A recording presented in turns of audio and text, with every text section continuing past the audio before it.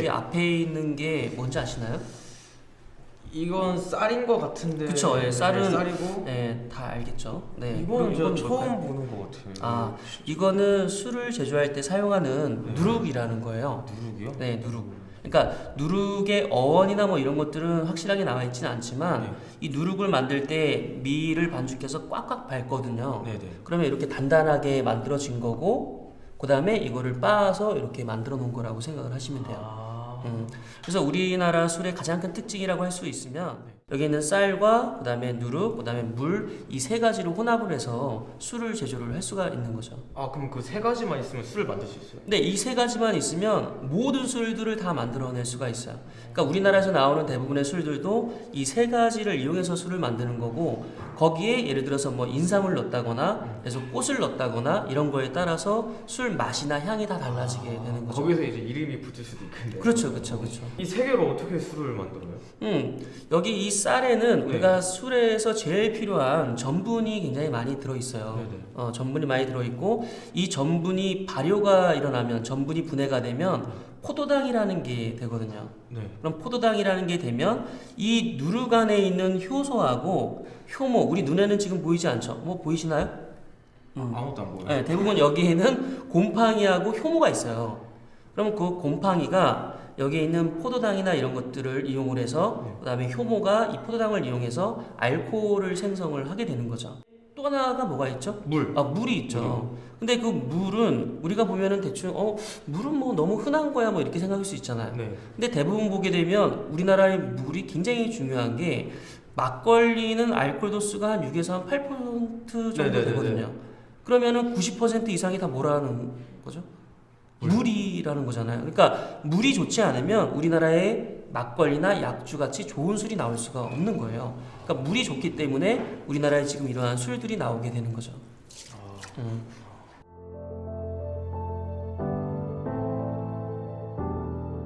역시 여기 앞에 있는 술들 보면 색이 어때요?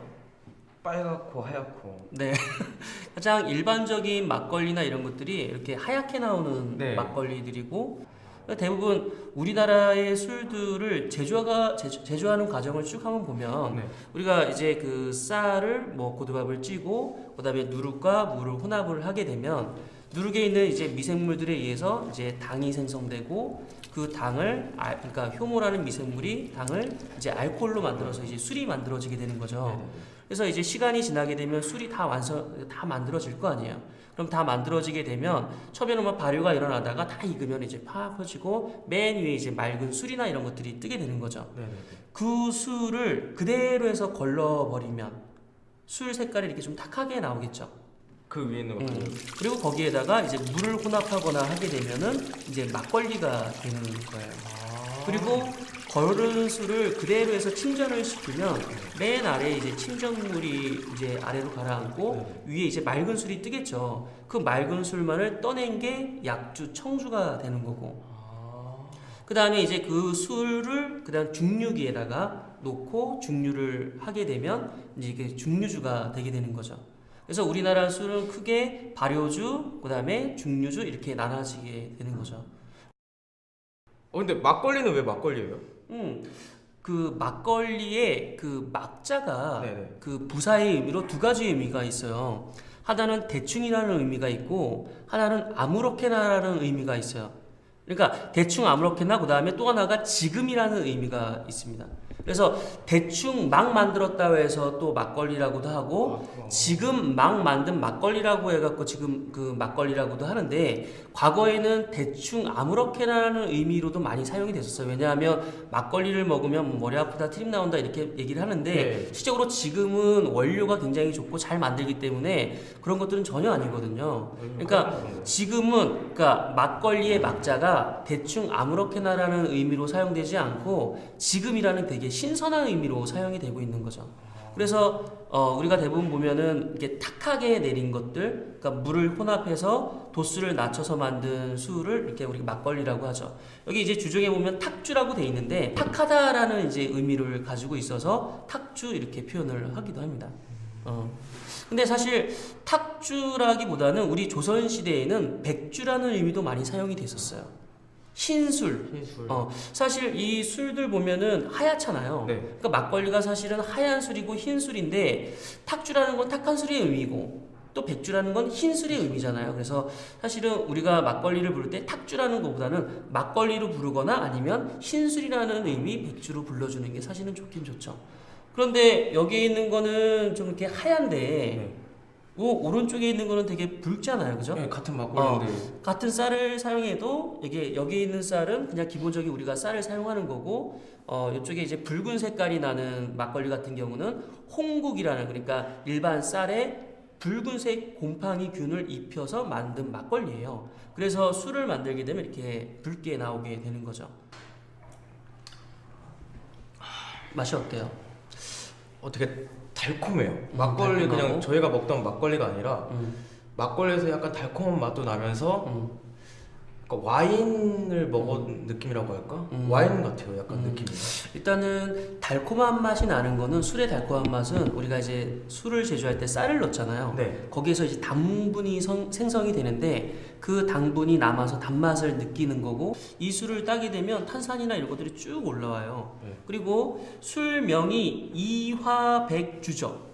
이화가 쭉. 어, 왜 이화가 백꽃을 말해요. 백꽃. 아. 그러니까 백꽃이 굉장히 희잖아요. 예. 그러니까 흰 그 백꽃의 의미로 이화 백주라고 이제 이름을 지은 술이라고 보시면 되고 아까 왜 술 취한 원숭이가 약간 붉은색에 초점이 맞춰졌잖아요. 예. 이 술 같은 경우는 흰색에 초점이 맞춰져 있는 흰색. 술이라고 보시면 돼요. 전혀 대비되는 술이라고 볼 수가 있죠. 한번 먹어볼까요? 네. 일단 잔을 한 잔 받으시고 그러려면 2분 기다려야 되잖아요. 기다리면서 뭐, 예. 뭐 이런저런 얘기를 얘기하면 나누네. 되겠죠. 뭐, 그렇죠. 네.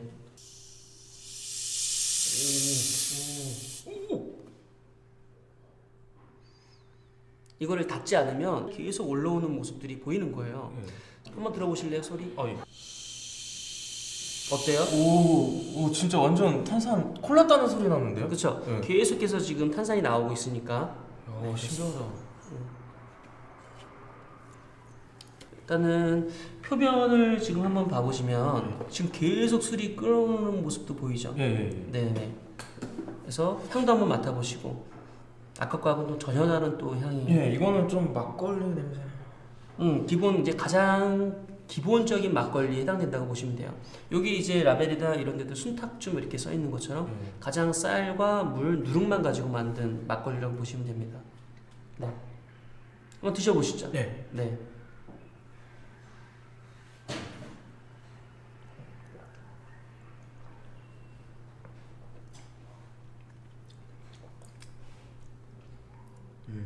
어떠신 것 같아요? 그러니까 탄산이 음. 전 엄청 셀 줄 알았어요. 음. 근데 그렇진 않고 네네. 약간 잔잔하게 이렇게 입안을 톡톡톡 건드려주는. 그러니까 탄산의 정도가 되게 부드럽기 때문에 입안에 넣었을 때도 막 자극적으로 팍 쏘는 게 아니고 콜라 같이. 부드럽게 이렇게 예. 넘어가는 그런 느낌이 있죠.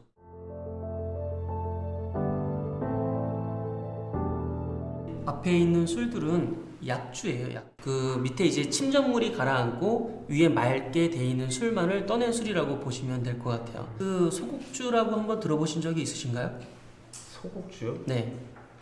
소곡주는 한 번도 들어본 적이 없는데. 근데 들어보셨어야 돼요. 왜냐하면 소곡주는 우리나라의 대부분 술을 좋아하시는 사람들은 소곡주라는 이름을 모르는 사람이 거의 없습니다. 우리나라의 그 삼국시대부터 계속 전해져 오는 그런 술이에요. 그러니까 좀 색깔이 어떤 것 같아요? 색깔은 가을을 표현한 것 같아요. 아, 어떻게 아셨습니까? 여기 국화가 국화 그런 건가? 네네. 그래요? 그러니까 우리가 아까 말씀드렸던 쌀, 물, 누룩과 네. 거기에 이제 국화나 이런 것들이 네, 같이 첨가. 들어가요. 그래서 일반적으로 이 환산소곡주를 만들 때 그 밀 누룩이 들어가고 그다음에 국화나 이런 가양제가 들어가기 때문에 나중에 우리가 이제 술을 마셔보게 되면 그런 꽃이나 가양제에서 나오는 그런 향이나 이런 것들을 우리가 맡을 수가 있는 거죠. 이 술을 기본적으로 만들 때 발효 기간이 좀 길어요. 그러다 보니까 완전히 익은 듯한 그런 맛과 향이나 이런 것들을 갖고 있을 거예요. 그래서 예를 들어서 잘 익었을 때 완전히 잘 익었을 때 나는 그런 홍시향 같은 것들, 열대과일 향 같은 것들이 이제 올라오게 되는 거죠.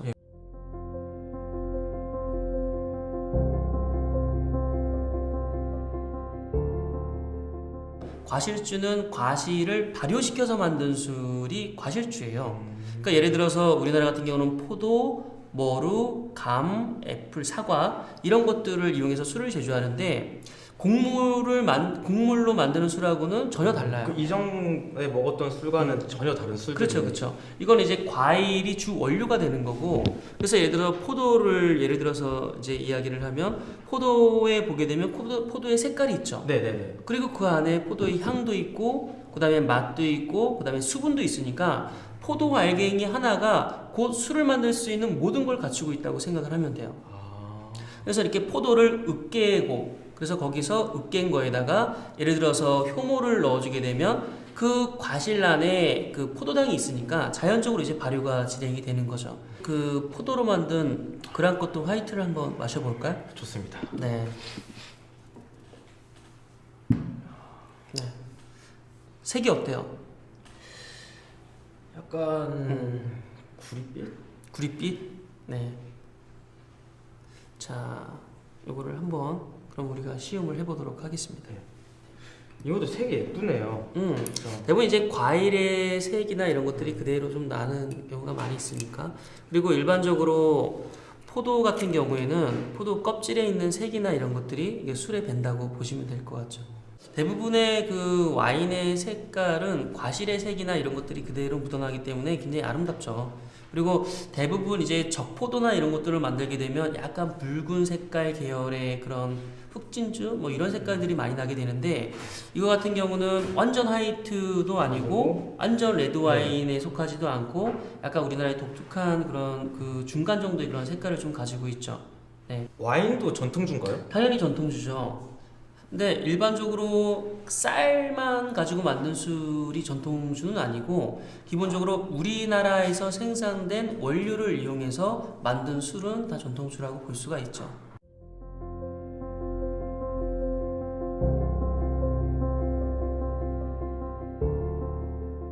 윤식이 저희가 지금까지 마신 술은 발효주였고 발효주.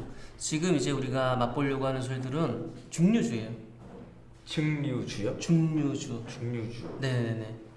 발효주하고 중류주하고 뭐가 틀려요? 일단 발효라는 거는 네. 반드시 거기에 미생물이 관여를 해야 돼요. 그래서 미생물에 의해서 생성된 어떠한 물질이 인체에게 이로우면 발효고 해로우면 부패가 되는 거예요. 그럼 물이 왜 우리가 100도씨에 끓는다고 하잖아요. 예. 근데 순수한 에탄올은 78도 정도에서 끓거든요. 그러니까 끓이게 되면 온도가 올라가면서 끓는 점이 낮은 물질부터 먼저 나올 거 아니에요. 네네네. 그러니까 그렇게 빛점이 낮은 물질부터 받아내서 만든 술이 바로 중류주에 해당이 되는 거죠. 그러니까 발효주가 알코올 도수가 높을 것 같아요? 중류주가 도수가 높을 것 같아요? 찍으면 되는데 둘 중에 하나. 증류주요. 그쵸? 왜냐하면 지금 증류주하고 있으니까. 중류주 같은 경우는 우리가 중류를 해서 순수한 알코올을 많이 뽑아내는 조작이기 때문에 발효주보다는 훨씬 더 도수가 높죠. 그러니까 대부분 여기 있는 술들의 알코올 도수가 20도가 다 넘어가는, 그러니까 최대 알코올 도수가 40% 정도 나오는 중류주도 있어요. 여기 앞에 있는 술들이 우리나라에서도 가장 유명한 중류주들이 여기 좀 모여 있는 거예요. 일단 대표적으로 여기 있는 것들을 보게 되면 이거는 이제 금산 인삼주예요. 그러면 인삼이 여기 이제 통으로 지금 들어가 있는 모습이 보이죠. 그래서 일반적으로 중류주에 여기 인삼을 넣어서 약용주로서 이제 만든 술이죠. 그러니까 왜 이런 인삼주 같은 경우는 사실 그 우리 어렸을 때 보면 부모님들이 그 인삼에다가 중류주 부어놓고 그런 형태의 술들이라고 생각을 하시면 될 것 같아요. 그리고 그 유명한 그 이강주. 네. 이강주라는 말 혹시 드셔보셨나요? 좀 못 들어봤어요. 그러니까 우리나라에 그 3대 명주라고 하는 술들이 있어요. 중력고, 그 다음에 가목로. 여기 있는 게 이제 가목로라는 술인데, 가목로가 있고, 그 다음에 여기 있는 이강고. 그래서 이 세 개를 우리나라의 3대 명주라고 칭해요. 아까 우리 조선의 3대 명주라고 했던 이강주고, 근데 대부분 이제 사람들이 이 시음을 할 때, 그냥 이강주인가 보다 어떤 맛이 날까 이렇게 해서 먹어보고 그런 게 아니고 항상 술을 보면 뒤에 라벨이 있잖아요. 네. 이 라벨에 보면 어떤 것들이 들어가 있는지 이런 것들이 기록이 돼 있어요. 그래서 이런 것들이 들어갔으니까 아 이런 비슷한 맛이 나겠구나라고 생각을 할 수가 있죠. 이거 한번 봐보실까요? 좋은 팁인데요. 진짜. 여기에 보게 되면 원재료명 이런 것들 나오고 뭐 이렇게 소맥분, 정맥, 그다음에 배, 생강, 울금, 계피, 꿀 이런 것들이 들어가죠. 예. 그러니까 기본적으로 그런 가양제 성분들이 들어가니까 이 증류주에도 그런 향이 나겠구나라고 생각하고 먹으면 훨씬 깊이 있게 시음을 할 수가 있게 되죠. 생강, 울금, 계피 뭐 이런 것들 배가 들어가니까 먼저 향을 한번 맡아서 네. 어떤 향이 나는지 한번 볼까요? 이게 알고 맡으니까 더 훨씬 더 그렇죠. 오는 것 같아요. 네. 그 향 같은 게 생각하고 맡으니까 아까 모르고 맡았을 때보다 네. 훨씬 더 좋은 것 같아요. 그게. 처음에는 사실은 그런 것도 되게 재밌어요. 그러니까 먼저 맛을 보고 향을 먹고 향을 맡고 맛보고 아 뭐가 들어갔을 것이다라고 보고 그다음에 이걸 보면 맞추면 되게 희열이 느껴지죠. 아, 그것도 좋은 것 같아요. 네. 근데 처음 드시는 분들은 가능하면 라벨에 있는 정확한 정보를 보고 아 이런 것들이 들어갔구나 이런 것들을 꼭 보고 이렇게 시음을 하는 게 좋겠죠.